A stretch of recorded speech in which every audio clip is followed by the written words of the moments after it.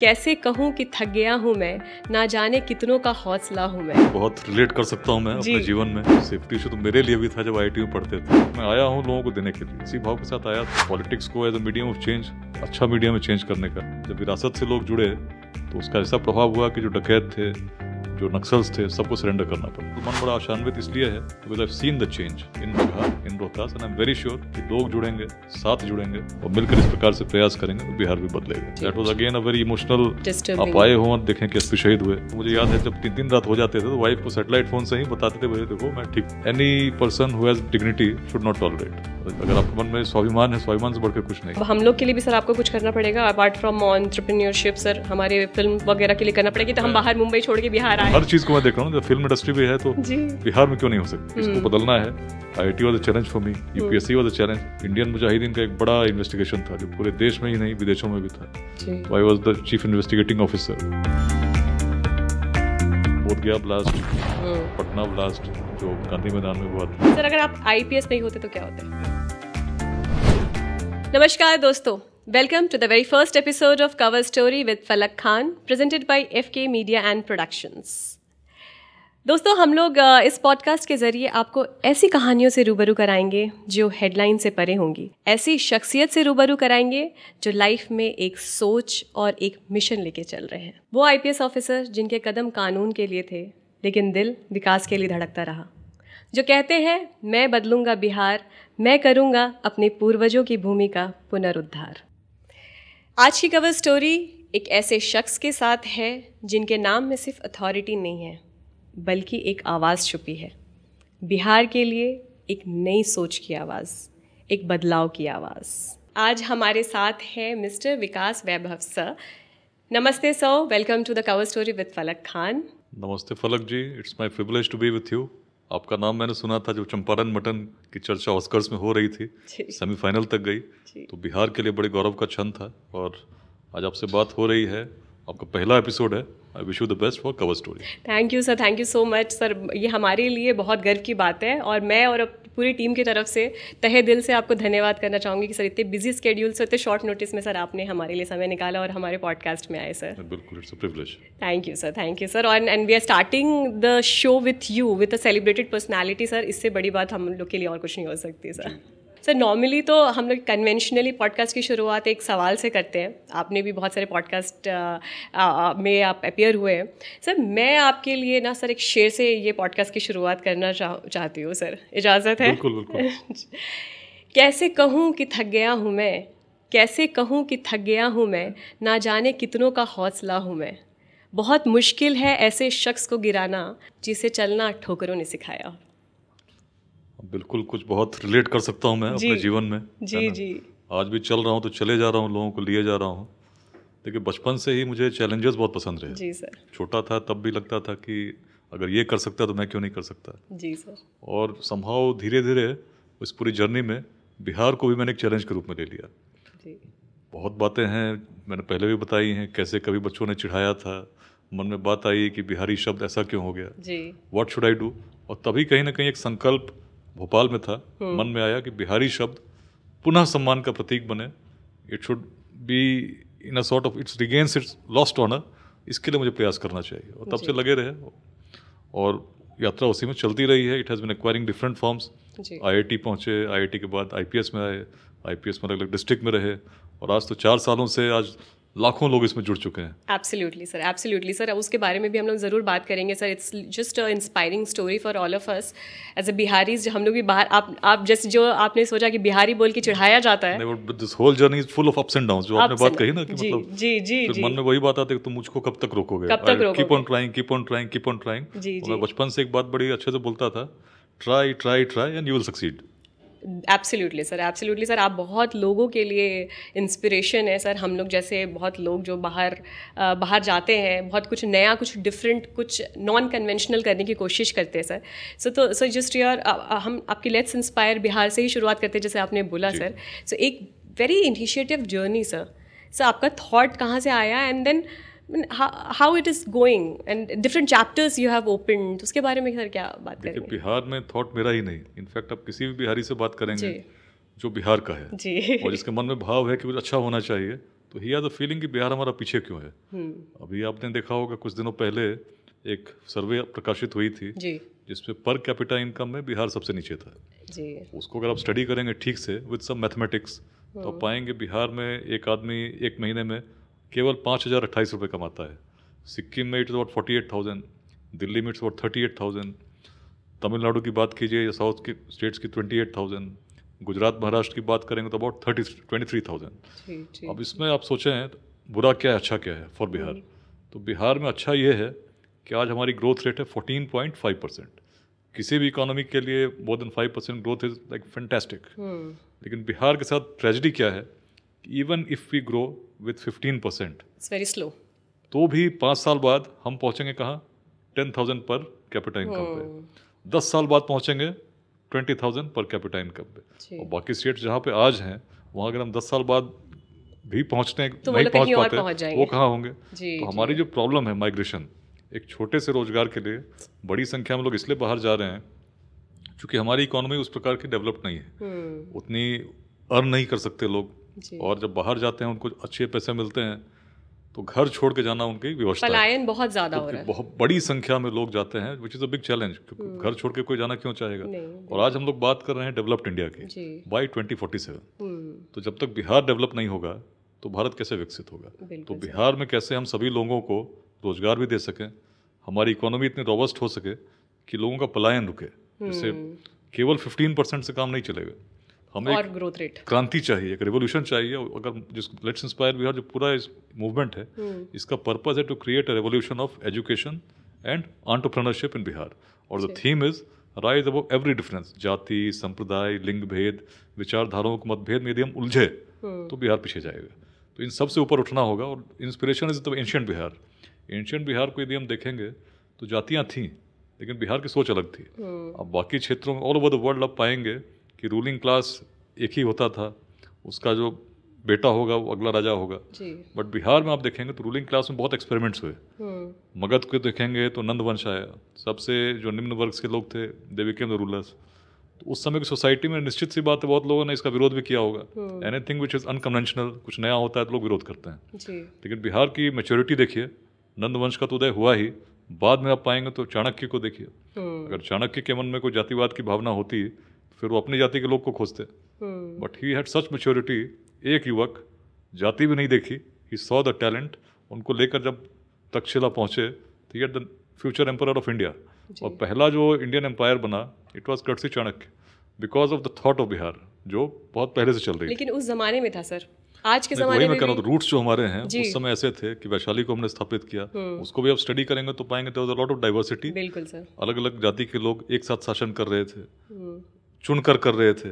ऐसा नहीं था किसी वंश का था, एक नई आइडियोलॉजी की कोई भी कर सकता है। जो आज डेमोक्रेसी पूरे वर्ल्ड में है, तो पहला रिपब्लिक अपना वैशाली है। तो बिहार बहुत कुछ नया दे रहा था। लेकिन आज यदि हम देखेंगे 10 लोग भी बैठेंगे तो पहली बात याद में किस जाति का है, किस संप्रदाय का है।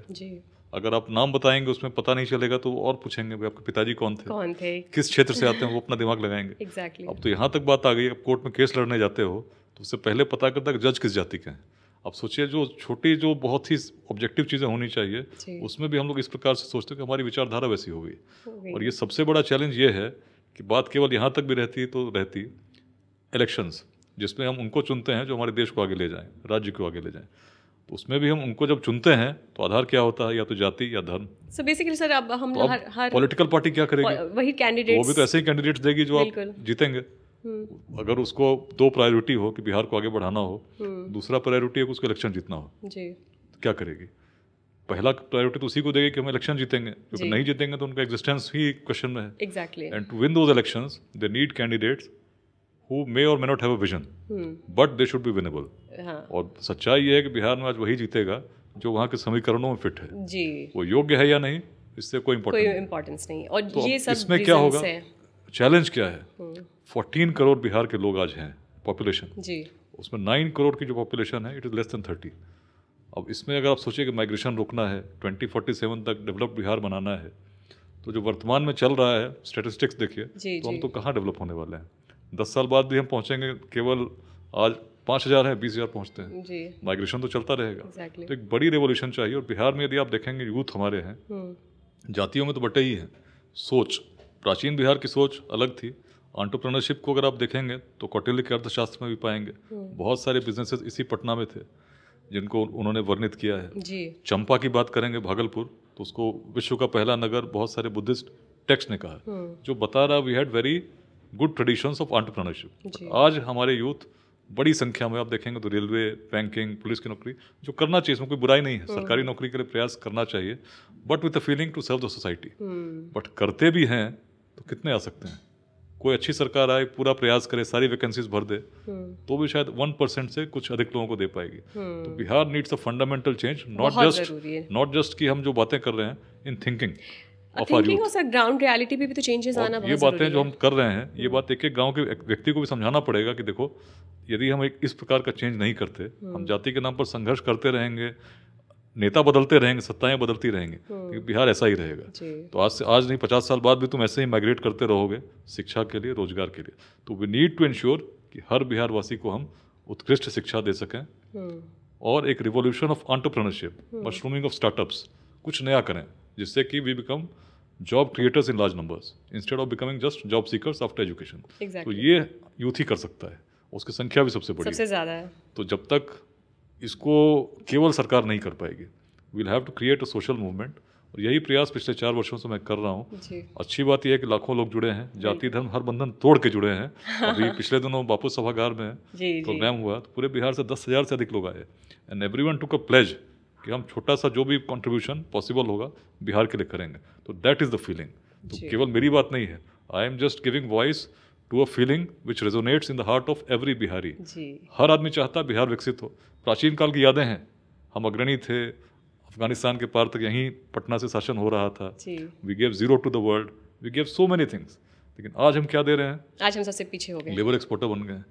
बदलना तो हम सभी चाहते हैं ना। बिल्कुल सही बात लेकिन केवल लेबर एक्सपोर्टर नहीं है, हम IAS IPS में तो हैं ही हैं, we are also good entrepreneurs, but वो हमारा जो फैसेट है वो हिडन हो जाता है, क्योंकि बड़ी संख्या में लोग माइग्रेट कर रहे हैं, जो सच्चाई है। तो सर माइग्रेशन तो सही बात है सर, उस पर मैं एक और सवाल पूछना चाहूँगी कि माइग्रेट कर रहे हैं ये शौक से नहीं कर रहे सर, कहीं ना कहीं मजबूरी भी है लोगों की। जैसे अब पर कैपिटा इनकम की बात हुई है, दिल्ली में अगर 38,000 है, बिहार में 5,000 है। माइग्रेशन की तो नेचुरल प्रोसेस है ना, जहाँ ज़्यादा फायदा होगा वो जाएगा। हाँ सर, लेकिन जैसे सपोज मुंबई है तो वो ऑलरेडी बहुत कॉस्टली है, वो वहाँ जाने के बाद जो हमारा एक्सपेंस होता है वो कंपैरेटिवली ज़्यादा होता है। जो यहाँ पे हम लोग जितने स्पेस में रहते हैं, वहाँ पे आप भी देखते होंगे बहुत छोटे घरों में लोग गुजारा कर लेते हैं, तो वो चीज़ें सर संभव जो अभी का इकोनॉमिक कंडीशन है बिहार में, उतनी अपॉर्चुनिटीज़ नहीं है, इसी कारण लोगों को जाना पड़ता है। तो अब इसको हम कैसे क्रिएट करें, इसके लिए जो मैं बात कर रहा हूँ रेवोल्यूशन ऑफ एंटरप्रेन्योरशिप, छोटे छोटे स्टार्टअप्स लगाएं। आप सोचेंगे अचानक बहुत सारे मल्टीनेशनल्स आएंगे तो नहीं आएंगे, लेकिन हम अगर हर जिले में 1,000 स्टार्टअप्स लग गए, है ना, जो अच्छा करने लगे।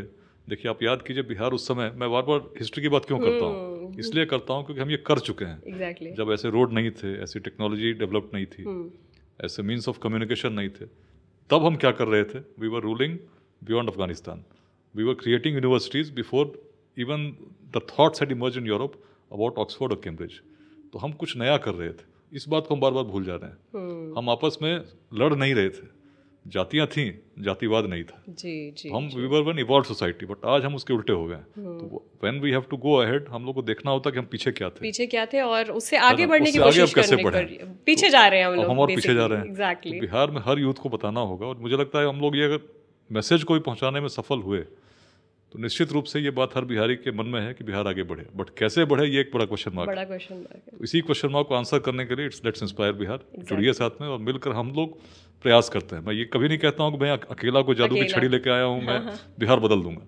जब भी मैं कहता हूँ तो पहला कहता हूँ मैं बदलूंगा बिहार, मतलब मैं बदलूंगा इज द फर्स्ट थिंग, कि मैं स्वयं चेंज लाऊंगा, एंड देन मैं बदलूंगा बिहार। मतलब everyone gives some contribution towards Bihar, which can happen only collectively. Exactly sir. तो उसके लिए बेसिकली कह सकते हैं लेट्स इंस्पायर बिहार की शुरुआत होती, मैं अकेला ही चला था मंजिल की तरफ, लोग जुड़ते गए और कारवां बनता चला गया। अब बिल्कुल मजरूह सुल्तानपुरी जी की लाइंस हैं, कहीं ना कहीं कुछ वैसा ही आप देखेंगे। तो 4 साल में आज 2 लाख से अधिक लोग तो केवल व्हाट्सएप ग्रुप में जुड़े हैं। एग्जैक्टली। बाकी सोशल मीडिया अलग अलग डिफरेंट चैप्टर्स हैं सर आपके। Yes sir. आज 1400 चैप्टर्स हैं, जिसमें सर कैसे मैनेज करते हैं आप? मतलब कर लेता हूँ, जो चीज़ आपको अच्छा लगता है मल्टीटास्किंग, जो अच्छा लगता है तो यू फाइंड द टाइम। आपसे बात करने की इच्छा थी तो बिल्कुल टाइम निकाल के पहुंचे। yes, वैसे ही वन हैज टू लाइक जब मैं IIT की भी तैयारी करता था तो उस समय I had a very busy life. उस समय स्कूल मेरा दिल्ली में था, it was one of the best schools, Sardar Patel Vidyalaya से पढ़ा।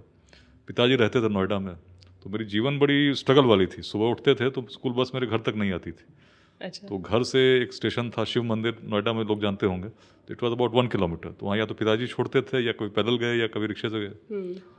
वहाँ से एक बस लेते थे, DTC बस, और उससे फिर जाते थे, अट्टा मोड़ है सेक्टर 27, वहाँ से हमारी स्कूल बस आती थी। तो every day travelling to the school used to be like about या तो 1.5 घंटा या 1.25 घंटा। Oh my god. और आने में भी लगभग इतना ही टाइम लगता था। तो उस टाइम को भी यूटिलाइज करना था, तो पढ़ते थे उस टाइम में या कुछ करते थे, क्योंकि IIT का एग्ज़ाम भी देना था।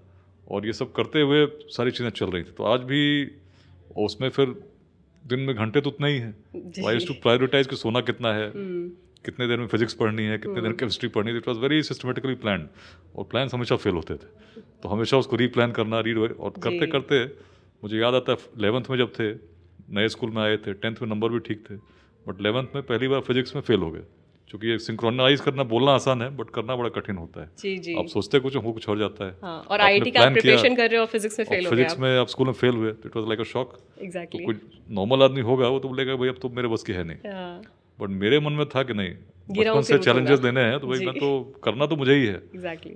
तो भाई फिजिक्स मैंने उस समय ये सोचा कि यदि कोई बुक लिख सकता है, वो भी तो आदमी है, मुझ में क्या कमी है, चलो पढ़ते हैं इसको अच्छे से और समझेंगे। And it took me around 3 days to understand rotational dynamics.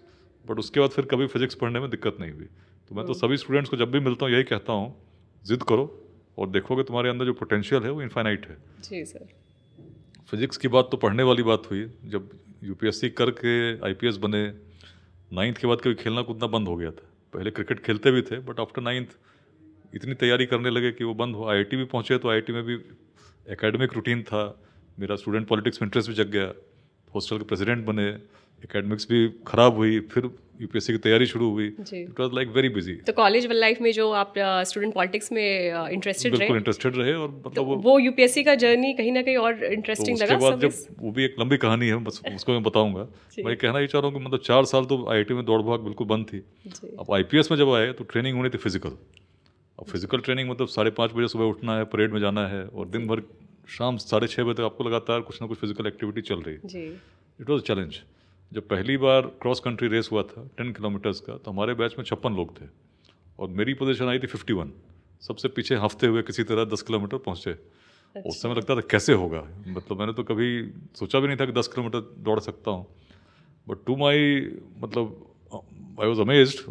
2 महीने बाद प्रैक्टिस कर रहे थे, दौड़ रहे थे, तो जो हमारा स्क्वाड का कंपटीशन हुआ तो आई केम फर्स्ट। सबसे आगे मैं ही दौड़ रहा था, तो मुझे लगा शायद मैं लंबा हूँ तो my steps are longer. But then I realize कि this was the potential which was hidden, जिसको मुझे पता नहीं था। और जब अकेडमी से हम लोग निकल रहे थे तो आई केम 5th। तो मैं ये कहना चाहता हूँ, कई बार हम लोग सोचते हैं ना कोई चीज़ कठिन है, तो इसका मतलब यू हैवंट ट्राइड। अगर आप ट्राई करेंगे, जैसे there was a Greek orators are people who speak very well. जैसे कई बार हम लोग सोचते हैं ना मैं बोल नहीं सकता, मैं ऐसा नहीं कर सकता, तो डेमोस्थेनीज वाज अ पर्सन, अब उनकी हिस्ट्री पढ़ेंगे तो ही वाज द बिगेस्ट स्टैमरर। कुछ भी ठीक से स्पष्ट बोल नहीं पाते थे, तो उनको लेकिन बनना था एक बड़ा ओरेटर। तो ये बड़ा चैलेंज था। तो क्या करते थे लोग, उन पे हंसते थे जब भी बोलते थे, तो मुंह में कंकड़ डाल के समुद्र के किनारे जाकर समुद्र की लहरों पर चिल्लाते थे। And he kept on doing this for a year और सो, and then he became the best orator of Greece. लोग उनको सुनने के लिए बेचैन रहते थे, कब बोलेंगे। It's history. तो लाइफ में जब भी हमें लगता है कुछ कठिन हो, तो ऐसा कुछ होता नहीं है। It's all a barrier in our mind, जिसको पार करने की जरूरत है। तो बिहार के बारे में जब सोचते हैं कि बिहार बनेगा कि नहीं बनेगा, जात पात मिटेगा कि नहीं मिटेगा, लोग जाति धर्म के नाम पर लड़ते ही रहेंगे, ऐसा नहीं है। सोचा है सर, तो लोग जुड़े, बदलेंगे। आज कल परसों जब भी हो, वक्त लगेगा, जल्दी बदलेंगे क्योंकि हमारे मतलब वो DNA में है। आप बोलते हैं मैं बदलूंगा बिहार, आपने बहुत जगह ये आपने ओथ दिलवाई है, मैं बदलूंगा बिहार, मैं करूंगा अपने पूर्वजों की जमीन का पुनरुद्धार। तो ये बहुत अच्छा लगा सर मुझे कि पुनरुद्धार बोला है आपने। ऐसा नहीं है कि मैं करूंगा अपने पूर्वजों की जमीन का उद्धार, क्योंकि आपको मालूम है कि सर हम लोग क्या थे वो तो मुझे मालूम है। Exactly, that glory is in mind, वही इंस्पायर करे कि हम आज आगे करें। और मैं बदलूंगा मतलब every person his own contribution. जी, इतना करना है, वो जितना ही करना है, मिलकर हम बदलेंगे। जी सर, बिल्कुल। सर करंटली आप सर्व कर रहे हैं advisor at Bihar state planning board. Sir उसके बारे में मैं जानना चाहूँगी सर, आप उसमें क्या कर रहे हैं, कि कैसे आप आए, और जो आपका विजन है सर बदलना, क्योंकि सुनने में ऐसा लगता है कि बिहार प्लानिंग बोर्ड, तो कुछ प्लानिंग हो रही होगी एंड देन हम लोग जो डेवलपमेंट देखना चाह रहे हैं, कोशिश करना चाह रहे हैं, तो वैसा कुछ सर है? हाँ बिल्कुल, इनफैक्ट जो कॉन्सेप्ट है प्लानिंग बोर्ड का यही है कि बिहार के जितने भी डेवलपमेंट पॉलिसीज़ हैं वो कैसे इम्प्लीमेंट हो पा रही हैं, उसमें क्या नया करना है। तो planning board as was constituted by the government, जिसमें मेंबर्स भी हैं, एक्सपर्ट्स भी हैं और एडवाइज़र्स भी हैं, और मिलकर हर प्लान की समीक्षा करना और कुछ नए प्लान्स लेकर आना। तो इसकी मीटिंग्स रेगुलरली होती रहती थी, और अभी भी इसमें जो उस प्रकार से अभी मेंबर्स भी हैं, सब लोग हैं। पर्पज़ वही है। मेरे लिए अच्छा ये है कि जैसे लेट्स इंस्पायर बिहार मैं कर रहा हूँ, तो मुझे आज बिहार पे अध्ययन करने का पूरा समय मिलता है। इसमें लाइब्रेरी भी है, और मेरा काम ही है परामर्श देना। तो मैं बिहार की इकोनॉमी को, जैसे जो बातें मैंने आपसे कही, ये सारी चीज़ें बहुत अच्छे से स्टडी क्रिटिकली कर पा रहा हूँ। जी जी, सही बात सर। आप क्रिटिकली स्टडी करेंगे तो हम सबके लिए कॉन्सेप्ट्स लेकर आऊंगा, नए कॉन्सेप्ट्स एंड प्लानिंग हम लोग को ज़रूरत है सर। क्या मतलब इज दिस समथिंग और more development we are looking at in Bihar right now? नहीं, डेफिनेटली जो विजन है पूरे देश का 2047 डेवलप्ड इंडिया जी, और मेरा मानना बड़ा स्पष्ट है, जब तक डेवलप बिहार नहीं होगा डेवलप इंडिया नहीं हो सकता। तो बिहार में सबसे अधिक मेहनत करने की जरूरत है, सबसे अधिक फोकस करने की जरूरत है। तो इसके लिए हर व्यक्ति को तैयार करना होगा। इसलिए मैं कह रहा हूँ हर बाउंड्री से ऊपर उठकर स्कूल्स को, कॉलेजेस को, छोटे छोटे इंस्टीट्यूट्स को, हर व्यक्ति की भूमिका है। लेकिन उसको रियलाइज कराना होगा कि छोटा सा योगदान जब आप करोगे तो कलेक्टिवली ये बहुत बड़ा हो जाएगा। ऐसा सोचेंगे कि अरे मेरे करने से क्या हो जाएगा, तो नहीं चलेगा। तो छोटा सा जो आप कर सकते हो वही करो, कंकर बाहर नहीं तोड़ता। तो इसीलिए जैसे आप देखेंगे जब भी किसी भी देश में बड़ा परिवर्तन हुआ है तो समाज का हर अंग जुड़ा है उसमें। जी सर, है ना, वो हर डिस्क्रिमिनेशन को छोड़कर जुड़ा है। और आज बिहार में वही होता देख रहा हूँ, क्योंकि आज जब मैं देखता हूँ तो मैं देखता हूँ हर जाति, हर संप्रदाय के लोग जुड़े हैं इस मूवमेंट में, लेकिन कोई इसलिए नहीं जुड़ा कि मैं इस जाति का हूँ। And that is a big change in Bihar. जो बातें मैंने कही तो थॉट से जुड़े हैं कि हम बिहार को बदलना है, तो चीज़ें आगे जाएंगी, ऐसा मेरा पूरा विश्वास है। नहीं नहीं सही सर, बिल्कुल। और हमारे ऑल मतलब बेस्ट विशेज़ हैं हम सब की कि हम लोग को जाना ही है। सर मैं एक चीज़ और पूछना चाहूँगी सर कि अभी करेंटली आप पुलिसिंग के बारे में हम कुछ जानना चाहेंगे सर, कि जैसे अब लोग बड़ी बड़ी कंपनीज़ को इनवाइट करते हैं स्टेट्स में, बड़े बड़े ब्रांड्स आएंगे, तो कहीं ना कहीं स्टार्टिंग में ये एक माइंडसेट रहा है कि बिहार में जाना सेफ्टी इश्यूज़ बहुत रहा है। आप तो 20 सालों से अधिक मुझे लगता है कि आप बिहार में कंपनीज को छोड़ दीजिए, तो सेफ्टी इशू तो मेरे लिए भी था जब आईआईटी में पढ़ते थे, और तभी से मेरे मन में ये और संकल्प जगा। जिससे मैं आईआईटी में था तो पहली बात मैंने बताई 9th की बात, बच्चों ने भोपाल में चिढ़ाया था, उस समय संकल्प जगा तो अच्छे से पढ़े, I became one of the toppers.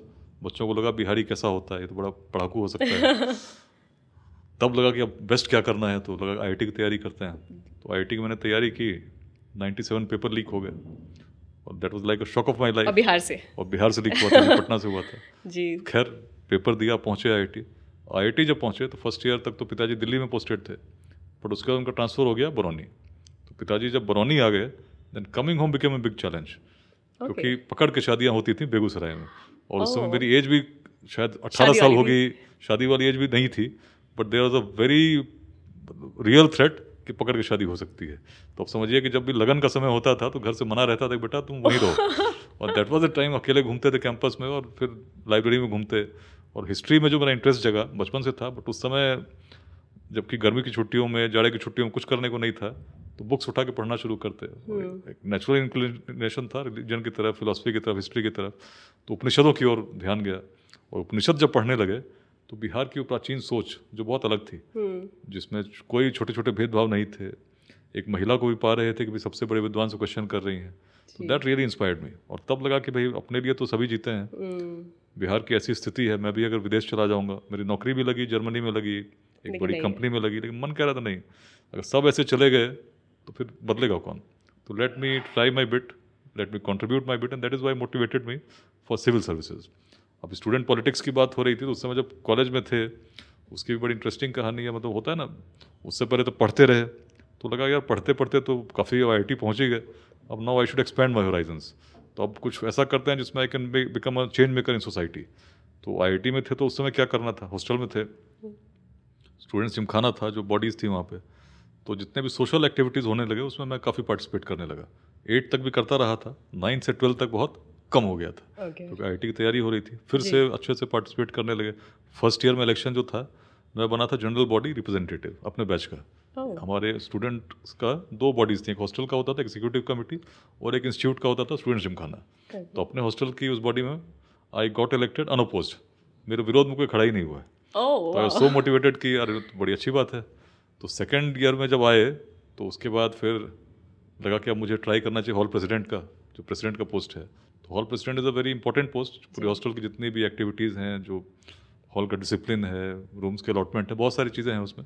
फिर कल्चरल इवेंट्स होते थे, उसका पूरा हेड करना, और बड़े फियर्सली कंटेस्टेड इलेक्शंस होते थे ना। कॉलेज में भी आप पढ़ी होंगी तो आप देखती हूँ हर चाहता है मेरे हिसाब से प्रेसिडेंट बने। एग्जैक्टली कोई बिहार का भी पॉलिटिक्स चलता था, दिल्ली वाले भी थे, यूपी वाले भी थे, अलग अलग तरह के सारे, तो बहुत ज़्यादा पॉलिटिक्स चलता है। तो आईआईटी वाले में और दिमाग वाले लोग थे तो उसमें और अच्छे से चलता था। फर्स्ट ईयर में तो अनअपोज जीते थे, बट सेकंड ईयर इलेक्शन हुआ। लेकिन मेरी यही था कि सबसे, जैसे आज भी बातें करता हूँ तो I speak from the heart, जो सच्चाई है वही बोलता हूँ, कुछ ऐसा नहीं बोलता हूँ। तो आईआईटी में भी जो लोग थे मेरे ख्याल से बड़े इंप्रेस हुए होंगे मेरी सच्चाई से, कि भाई आदमी जो बोल रहा है ईमानदारी से बोलता है। तो I one like historic margin से। उस समय 500 लोग रहे होंगे हमारे हॉस्टल में, 400 450 वोट पड़े, तो 350 वोट मुझे आए, ओपोनेंट को आए 100 वोट। जबकि हमेशा जो भी इलेक्शंस होते थे उसमें बहुत कम मार्जिन से होता है। तो यहाँ तक तो बहुत अच्छा था, मैं भी बड़ा खुश था कि भाई तो इलेक्शन जीत गए। और मेरी आदत है कि जो भी करता हूँ बड़े सिंसियरिटी के साथ करता हूँ। तो इलेक्शन जीते, प्रेसिडेंट बने, तो बड़ी मन में सिंसियरिटी जगी कि अब मैं ऐतिहासिक प्रेसिडेंट बनूँ। तो खूब मेहनत करने लगे इलेक्शन, लेकिन साथ में जो एकेडमिक्स थी उसमें बहुत ध्यान नहीं जा पा रहा था। आपको मजा आ रहा था पॉलिटिक्स? तो पॉलिटिक्स में मजा आने लगा, एकेडमिक्स, लेकिन पढ़ने तो आए तो थे, पढ़ने के लिए आईआईटी, ये करने तो आए नहीं थे। तो एक डिसबैलेंस हुआ सेकंड ईयर में। तो मुझे याद है 2 कोर्सेज में 4th सेमेस्टर में मैं फेल कर गया। बैक लग गया। उसके बाद अरे ये क्या हुआ, आए थे पढ़ने यूपीएससी से फिर कुछ, और तब उस समय था यूपीएससी भी करना है, अब ऐसे तो कुछ होगा नहीं, घर से पूरा प्रेशर भाई करने के आ गए थे, कर क्या रहे हो। जी। तो फिर काफ़ी सोचे, बहुत कुछ हुआ, फिर लगा कि नहीं ऐसे नहीं हुआ, I have to work more hard, I have to make a balance. तो 5वें सेमेस्टर में खूब पढ़ाई की, हॉस्टल के जो काम थे मैंने कहा, दोस्तों ने भी कोऑपरेट किया, और उसी के तुरंत बाद यूपीएससी की तैयारी भी शुरू हो गई। तो शुरू के 2 साल पूरे एक्टिविटी के साथ थे, और अगले 2 साल पूरी तैयारी में चले गए। और आईआईटी में डिग्री समय पर निकला, जितने भी 2 बैकलॉग लगे थे उसको मैंने सेमेस्टर के साथ क्लियर किया, ओवरलोड लेके, तो पढ़ता रहा। और उसके बाद निकले तो पहली बार यूपीएससी का एग्ज़ाम दिए 2001 में। एग्ज़ाम में मेंस भी हुआ, लेकिन मेंस का इंटरव्यू कॉल नहीं आई, तो लाइक वेरी डिप्रेस्ड, ये क्या हुआ। आईआईटी आए तो फर्स्ट अटैम्प्ट में, यूपीएससी में पहले अटैम्प्ट में हुआ नहीं। तो उस समय लगा कि यार ये तो पता नहीं क्यों ऐसा हुआ, लेकिन फिर लगा नहीं, मेहनत तो तुमने बहुत की है, अभी अगर चूक गए तो जो तुम्हारे सपने हैं उसको पूरे नहीं कर पाओगे। बिहार बदलने का सपना है, बिहार जा ही नहीं पाओगे तो क्या बदलोगे। तो फिर मैंने जब तैयारी की तो God was kind enough, I got the all India rank 60, और आईपीएस मिला तो बिहार कैडर मिला। उसके बाद मन में फिर लगा कि कहीं ऐसा तो नहीं कि मैंने अपना बेस्ट नहीं दिया, एक बार और तैयारी करते हैं कि मन में कभी रिग्रेट ना रह जाए। तो मैंने दोबारा जब परीक्षा दी तो रैंक आई 62 और मिल गया इंडियन फॉरेन सर्विस।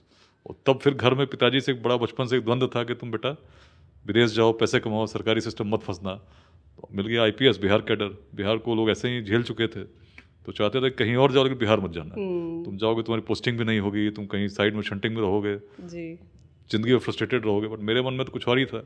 मेरे मन में तो यही था कि कुछ भी यदि चेंज करने में मेरा योगदान हो तो ये मुझे करना चाहिए, and I will earn real satisfaction from that. मुझे कोई पोस्ट नहीं चाहिए, मुझे कोई प्रभाव नहीं चाहिए, but if I can make some small difference in life of a single human being in every day, I am done my job. तो इसी भाव के साथ बिहार आए थे।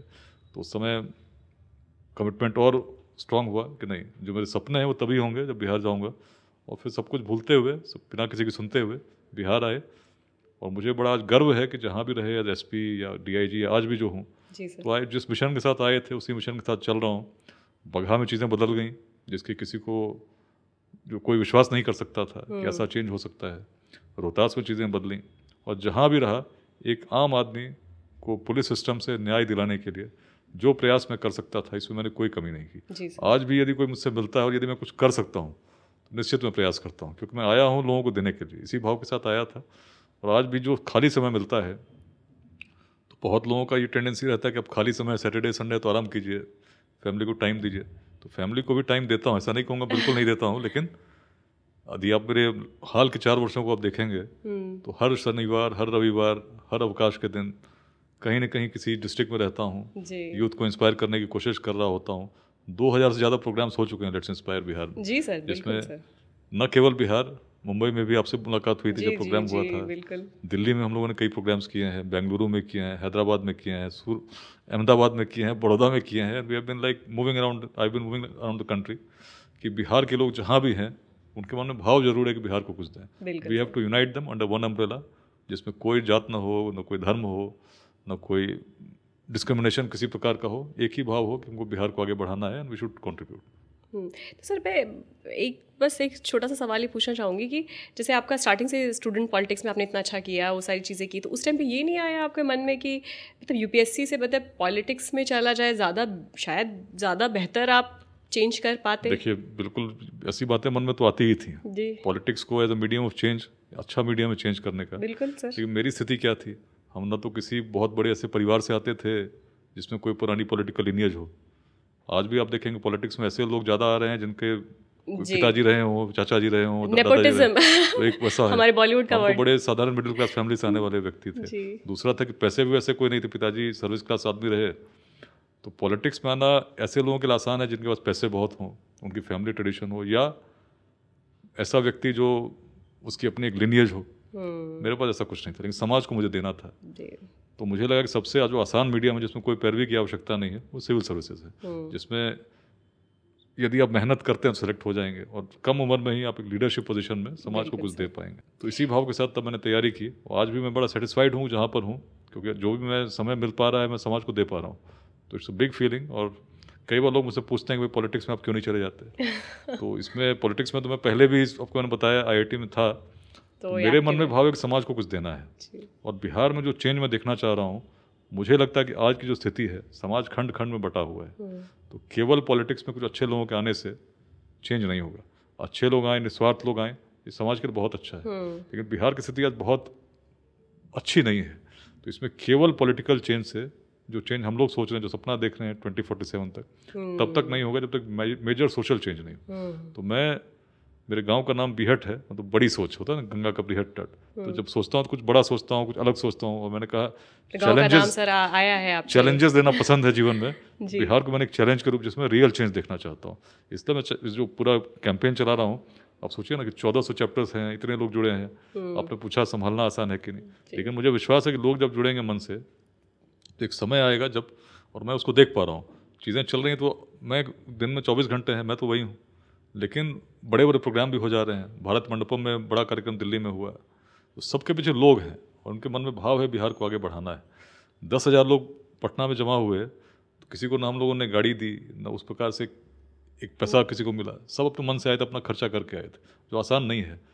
कुछ देना समाज के लिए, इस भाव को जागृत करना अपने आप बहुत कठिन है। बेगूसराय में कार्यक्रम हुआ था, 50,000 लोग आए थे पूरे बिहार से। सासाराम में भी लगभग वही स्थिति थी।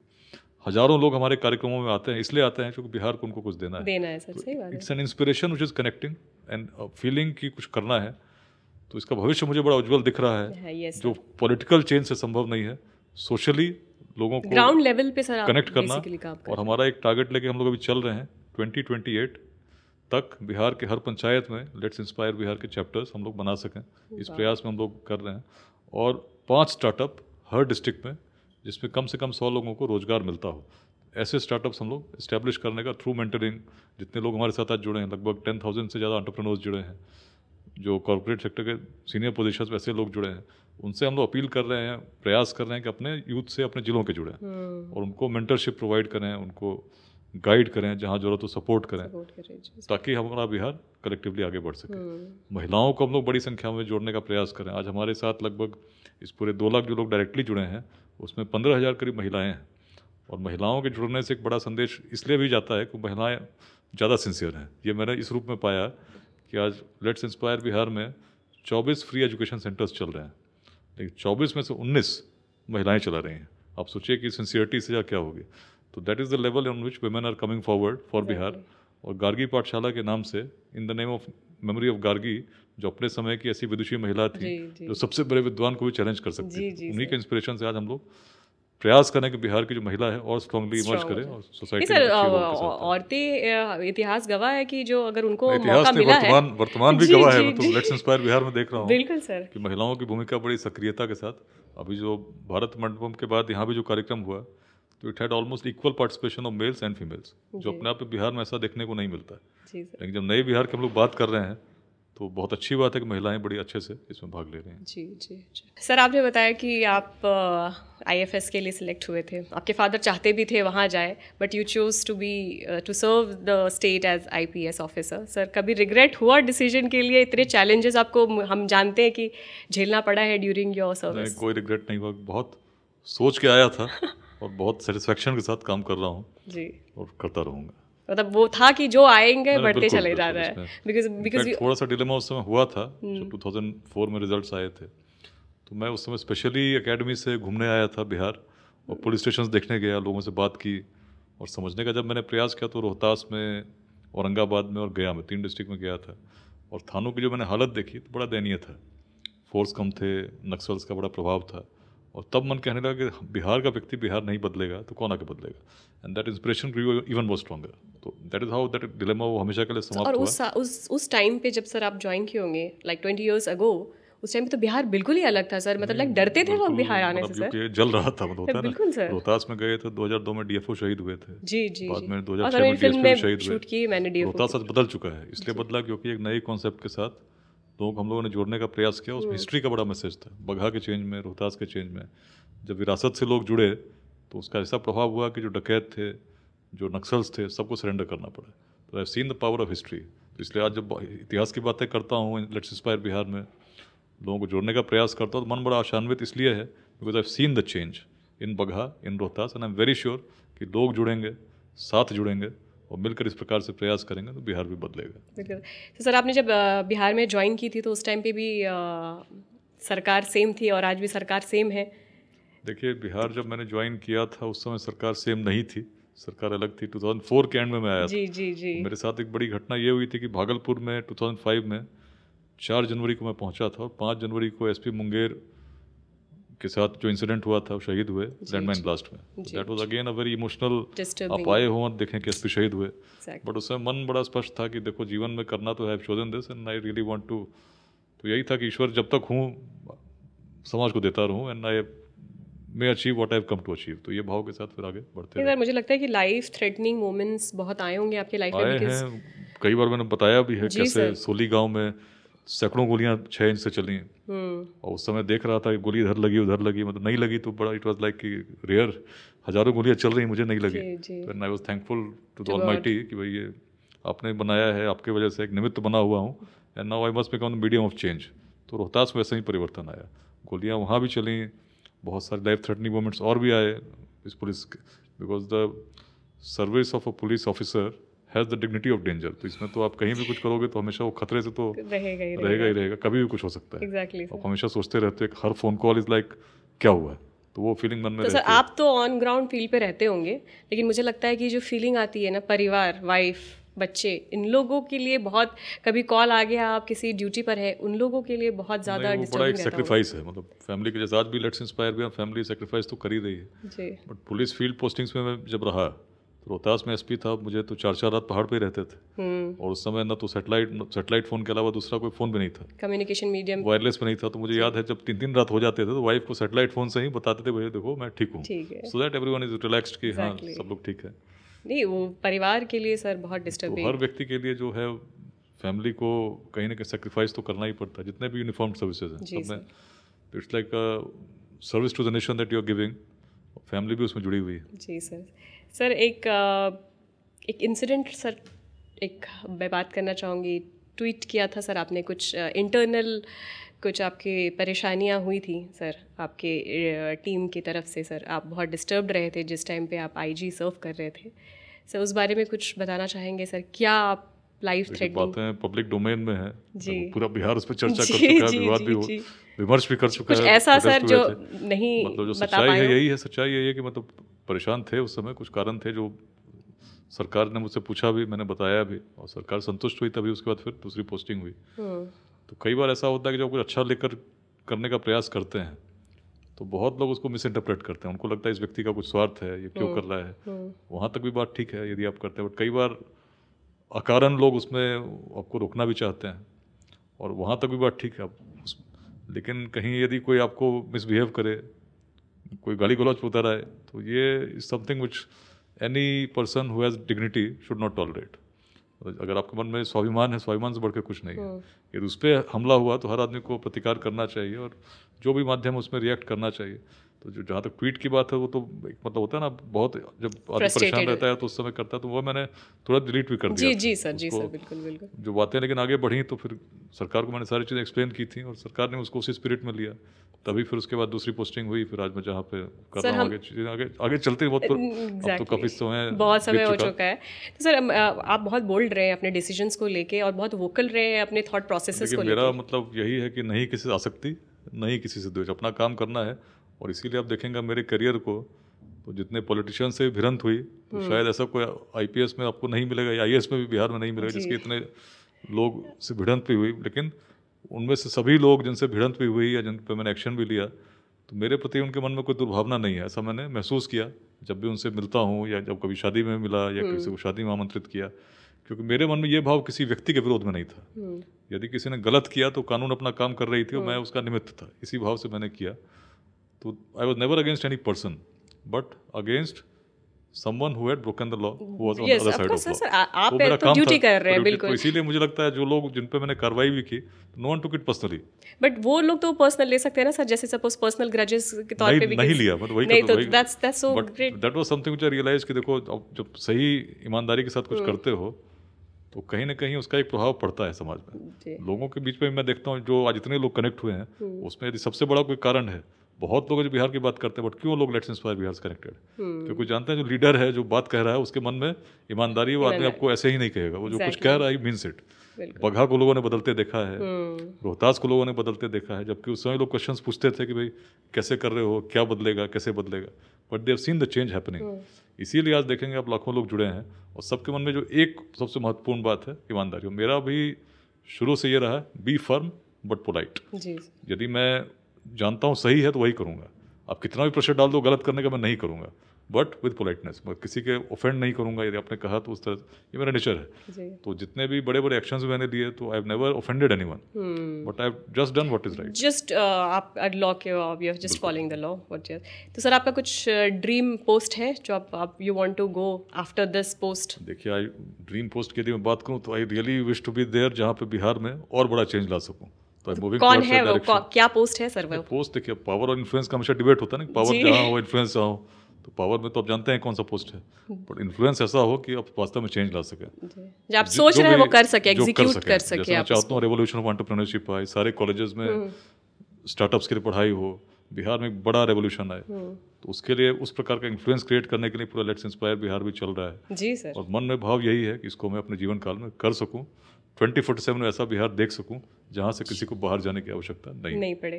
तो सर वो अब हम लोग के लिए भी सर आपको कुछ करना पड़ेगा अपार्ट फ्रॉम एंटरप्रेन्योरशिप सर, हमारे फिल्म वगैरह के लिए करना पड़ेगा तो हम बाहर मुंबई छोड़ के बिहार आए। हर फिल्म हर चीज को मैं देख रहा हूँ, जब फिल्म इंडस्ट्री भी है तो बिहार में क्यों नहीं हो सकती? अभी हो गई है शुरुआत, हालांकि आप देखेंगे Bihar was the origin of so many things emanating in India. अगर आप अजंता इलोरा घूमने जाते हो या गुजरात में आप गिरनार पर्वत पे जाओगे तो किसने बनाया था? अशोका के इंस्क्रिप्शंस वहाँ मिलते हैं। अजंता इलोरा जाएंगे तो जो सीन्स हैं उसमें बहुत सारी सीन्स पाटलिपुत्र की हैं, राजगीर की हैं, जो stories depicted are from Bihar. तो अब देखिए बिहार का प्रभाव क्या था। आज हम लोग सोचते हैं कि ऐसा कैसे हो सकता है, सोचते हैं हम लोग कि उस जमाने में हमारी मेंटल बैरियर है। लेकिन आप इन जगहों पे जाइए, देखिए बिहार क्या था।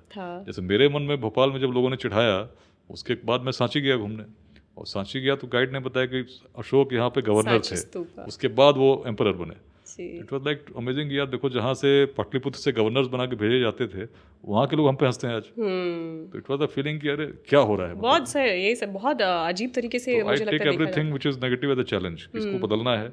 IIT was a challenge for me, UPSC was a challenge, Rohtas was a challenge, Bagaha was a challenge. Rohtas में इलेक्शन कराना पहली बार द बिगेस्ट चैलेंज, जिसको मैं कहूँगा, आप मुझसे पूछेंगे सबसे बड़ा चैलेंज क्या था, तो रोहतास की पहाड़ी पर 6 बूथ थे जिस पर 3 बिल्डिंग थी। बीएसएफ की कंपनी पर हमला हुआ, जब पहली बार हम लोगों ने इलेक्शन कराने का प्रयास किया, कंपनीज को हटाना पड़ा। 16 अप्रैल 2009 को चुनाव था, 14 की रात को हमला हो गया और उस दिन हम लोग इलेक्शन नहीं करा पाए। लेकिन केवल 3 बिल्डिंग्स के लिए दोबारा इलेक्शन जब 9 मई को हुआ तो पूरे एक ऑपरेशन के फॉर्म में हुआ। नक्सल्स वेट कर रहे थे कि हमला करेंगे, लेकिन हम लोगों ने ऐसी स्ट्रेटजी बनाई, ऊपर गर्मी भी थी, पानी नहीं था, ड्रिलिंग मशीन्स ले गए और एक ऑपरेशन की तरह उस पूरे इलेक्शन को इस रूप में किया कि मोर देन 50% पोल हुई और 5000 वोटर्स थे जिन्होंने इलेक्शन में पार्टिसिपेट किया, और उस क्षेत्र में पूरी जो एक फीलिंग थी कि नक्सल्स का असर है जिसके कारण लोग बॉयकॉट करते हैं, उसकी पूरी धज्जियाँ उड़ गई। और उसके बाद से लोग इस प्रकार से जुड़े। उसी क्षेत्र में हम लोगों ने बाद में टूरिस्ट गाइड बनने की ट्रेनिंग देने लगे, कहने लगे कि तुम्हारे पूर्वज कैसे थे जो रोहतास किले को तब बना सके थे जब ऐसी टेक्नोलॉजी नहीं थी, क्योंकि उरांव खरवार जितने भी ट्राइब्स थे सब बड़े गर्व के साथ कहते थे कि हमारे पूर्वजों ने रोहतास का किला बनाया था। और जब मुगल आए तो उनके भी जो राइटर थे फरिश्ता, उन्होंने लिखा था दुर्ग अभेद्य है, इसको बल से नहीं केवल छल से जीता जा सकता। पूरी हिस्ट्री फोर्ट की ऐसी है। तो we tried and inspired the youth, specially जो ट्राइबल्स थे, और जब ये हम लोगों ने किया तो उन लोगों ने ही नक्सल का विरोध करना शुरू किया। बहुत चेंज आ गया। तो चीज़ें बदलती हैं और चीज़ें निश्चित बदलेंगी यदि हम ईमानदारी से प्रयास करेंगे। सर, मैं थोड़ा सा NIA के बारे में बात करना चाहूँगी। सर, आपने काफ़ी लंबे समय तक सर्व किया है, और जो अभी हाल फिलहाल में बिहार के लिए तो भाव से मैं आया ही था। 26/11 का अटैक जो था ना, उसने मुझे अंदर से हिला दिया हुआ था। 26/11 को देख के हुआ था कि क्यों हो रहा है, हाउ कैन इट हैपन, कि कभी भी। और तब लगा कि कैसे मैं क्या कर सकता हूँ, like every time I think what can I do. तो उस समय जैसे भोपाल में थे तो लगा बिहारी बोल के चिढ़ाते हैं, चलो मैं बताता हूँ बिहारी क्या है। उस समय मेरे मन में भाव जगा कि NIA बन रही है, एक नई एजेंसी है which will deal with terror. तो कैसे सफल होगी if good police officers do not join NIA। तो उसी समय मैंने अप्लाई कर दिया था जैसे ही एजेंसी बनी, and I was fortunate enough कि 2011 के अंत में I got selected and I was in the NIA।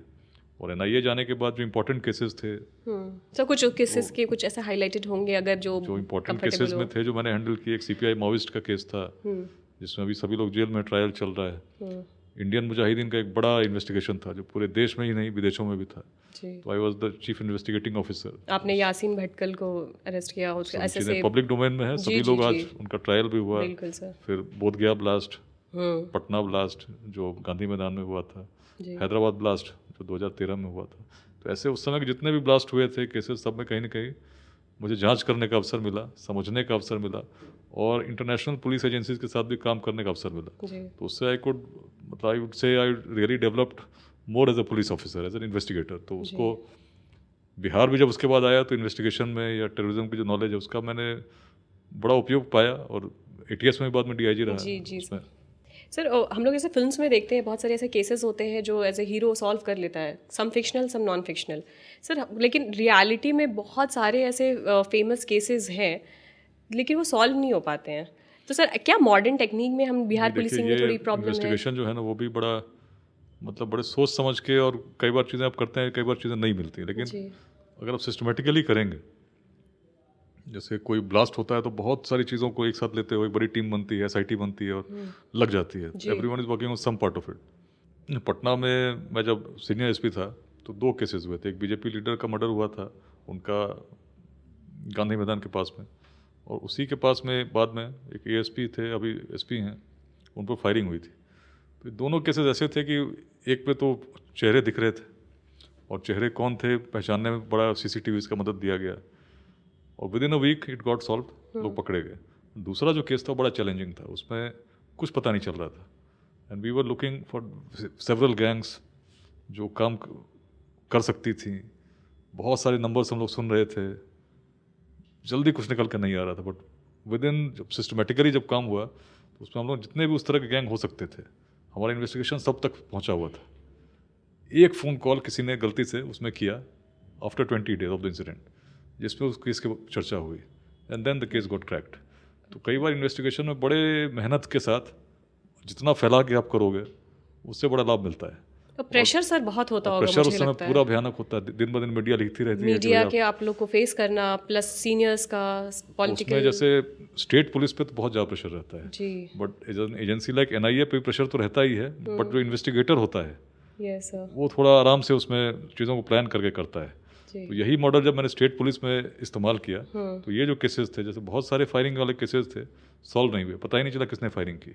But मैंने जो भी केसेस हैंडल किया इस तरीके से किया। बाद में भागलपुर में एक केस था, उसको भी इसी मॉडल पे जब मैंने इन्वेस्टिगेट किया, एक SIT बनी, बहुत सारे अलग अलग क्या क्या हो सकता है, व्हाट आर द पॉसिबिलिटीज, तो सारी चीज़ों को उन्होंने नोट किया, एक एक व्यक्ति को लगाया, भाई तुम ये करो, तुम इतना ही करो, do your part. But collectively जो रिजल्ट आता है तो कहीं से क्लिक करता है और सारी केस को खोल देता है। इस तरह से इन्वेस्टिगेशन अगर हम नहीं करेंगे तो बहुत सारे केसेस जो हमारे वो कभी डिटेक्ट नहीं होंगे। exactly. हर केस में थोड़ा अगर इम्पोर्टेंट है, इसीलिए एजेंसीज बनती भी हैं जो बड़ी CBI हो, NIA हो, ताकि उस केसेस पर स्पेशली ऐसे लोग लगाएं जो उसके सारे फैसेट्स को देखें, इन्वेस्टिगेट करें। तो स्टेट पुलिस का लोड काफ़ी रहता है, एजेंसीज के पास कुछ ही केसेस होते हैं तो बड़े अच्छे तो उनको करती हैं, बट स्टेट में जो इंपॉर्टेंट केसेस होते हैं उसको अगर हम वैसे हैंडल करेंगे।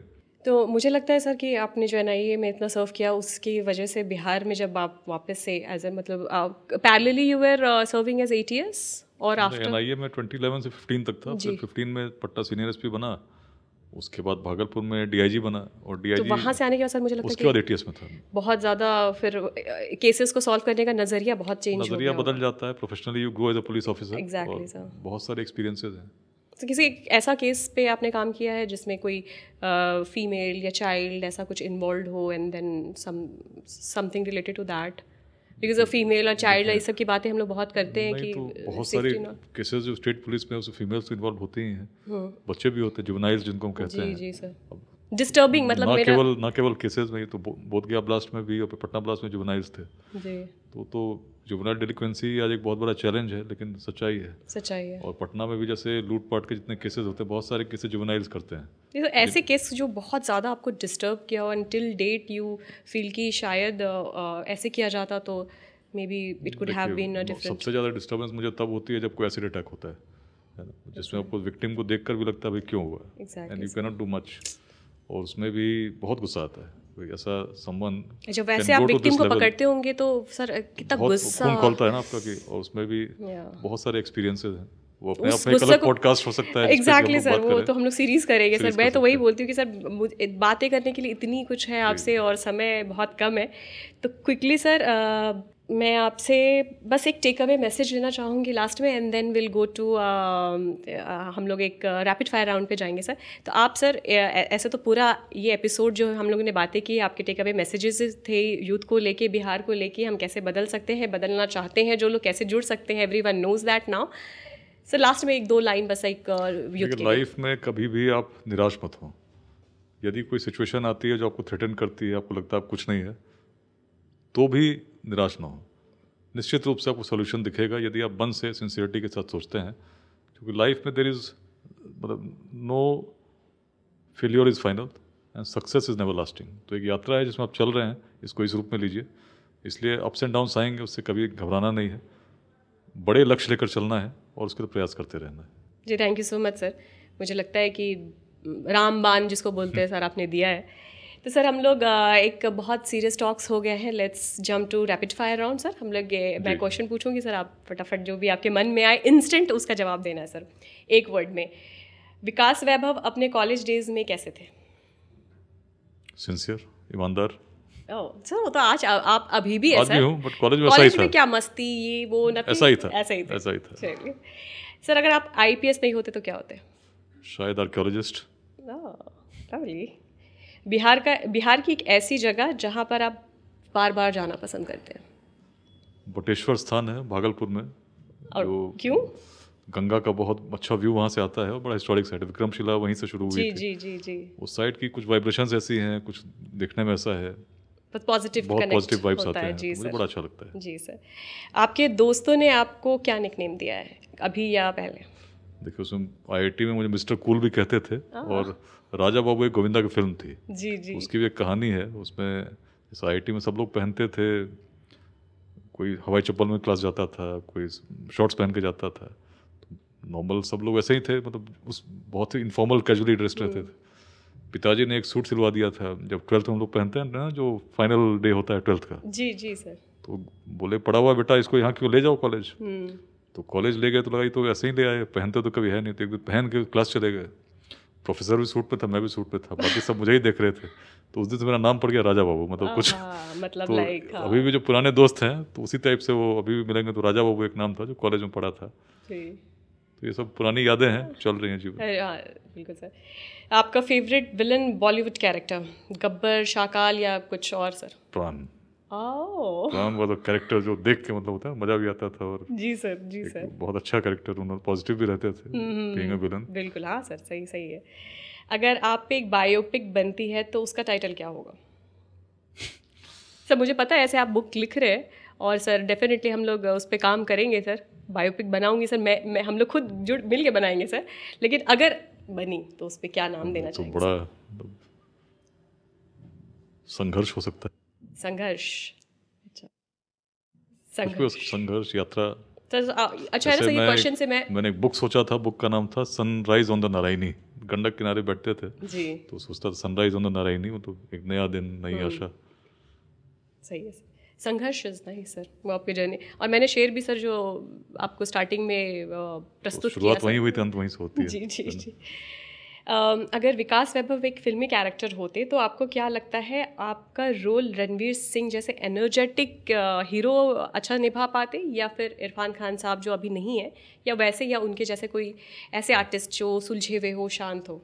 मैं शायद प्राण बाबू का जो कैरेक्टर था ना, कुछ वैसा ही आपको दिखता होता है ना, या मतलब बहुत लेकिन वैसा सर वो तो थोड़ा सा, मतलब भले वो पॉजिटिव नेगेटिव थोड़ा सा विलेनिश वाला विलनेस था, बाकी हीरो आप की मतलब बात थोड़ा सीरियस कैरेक्टर सीरियस, तो मे बी इरफान साहब हो सकता है, would have been serious character, थोड़ा मतलब नॉर्मल से थोड़ा अलग। Norm sir. तो उसके लिए सर हम लोग एक अभी से हम लोग ऑडिशंस करते हैं सर, तो क्योंकि आपका रोल प्ले करना बहुत आसान बात नहीं है। सो मैं अभी यहाँ से मुंबई जाऊँगी और आपके कैरेक्टर के लिए अभी से ऑडिशन स्टार्ट करती हूँ सर। और सर एक लास्ट में एक मस्ती वाला सवाल कि सर अगर वाइफ आपको बोले कि मार्केट जाना है और इसी टाइम अर्जेंट कॉल आ गया, आपको कहीं ड्यूटी पे जाना है, तो आप क्या करेंगे? मजबूरी है, नौकरी तो अपना करना ही है। तो फिर घर पे आके सर कैसे मैनेज करना पड़ेगा? वाइफ समझ जाती है। अब समझ जाती नहीं, समझ जाती है, उन्हीं के कारण तो इतना हो पा रहा है। अगर नहीं समझती तो कहाँ कर पाते। बिल्कुल सर। तो she knows. Sir thank you so much sir, समय निकालने के लिए। बहुत सारी बातें आपसे हुई और बहुत कुछ हमें सीखने को मिला, और मुझे लगता है कि and a privilege talking to you and I wish you really the best. पहला पॉडकास्ट आपका है। जी सर। आगे बहुत अच्छे लोगों से आपकी बातचीत हो, अच्छी बातें समाज को जाएं। जी सर। और आप ऑस्कर जीतें, यही मेरी शुभकामना है। जी सर, बिल्कुल बिल्कुल। Thank you so much sir. Thank you so much for being here sir. Thank you.